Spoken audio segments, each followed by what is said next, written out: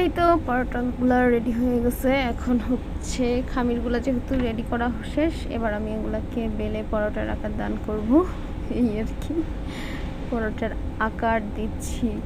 আমার পরোটাটা হবে চতুর্ভুজ আকারের। পরোটা যার যেমন ইচ্ছে সে আকারে বানাইতে পারে। কেউ মানচিত্র বানায়, কেউ গোল বানায়, কেউ তিনকোনা বানায়, কেউ চতুর্ভুজ বানায়, কেউ চাইলে টেকনাফ থেকে তেঁতুলিয়ার মতো করে আঁকা বাঁকা বানাইতে পারে, কেউ নদীর মতো করে বয়ে চলা আঁকা বাঁকা পরোটা বানাইতে চায়, বানাইতে পারে। এটা কোনো ব্যাপার না, জিনিস কেমন হয়েছে সেটা ব্যাপার না, ব্যাপার হচ্ছে খাওয়াটা। খেতে মজা হইলেই ওকে।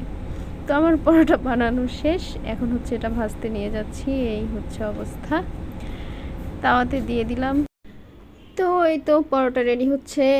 আর মজার ব্যাপার হচ্ছে, আমি যখন পরোটা ভাজি আর কি, তখন চারপাশ দিয়ে একটু তেল দিয়ে দেয় আগে। কিন্তু সব থেকে দুঃখজনক ব্যাপার হচ্ছে, আমি যখন একা একা কোনো কাজ করি সেটা সব থেকে সুন্দর হয়, কিন্তু কাউকে দেখানোর জন্য যখন করি সেটা সুন্দর হয় না। যেমন এই পরোটাটা ফোলে না, অনেকক্ষণ ট্রাই করার পরেও এটাকে ফুলাইতে পারি না আমি। এই যে উল্টাই দিলাম এখন, দুই পিঠে যাতে তেলটা ভালোভাবে লাগে সেজন্য।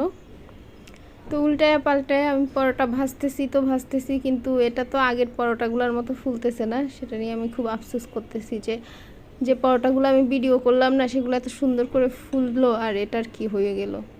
কিন্তু তারপরে দেখি যে না, একটু একটু ফোলা শুরু করছে।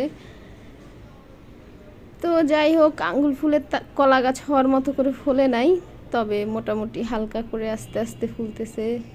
গরিবের পরোটা যেমন হয় আর কি, বড়লোকদের পরোটার মতো ফোলে নাই। কি বলো তুমি?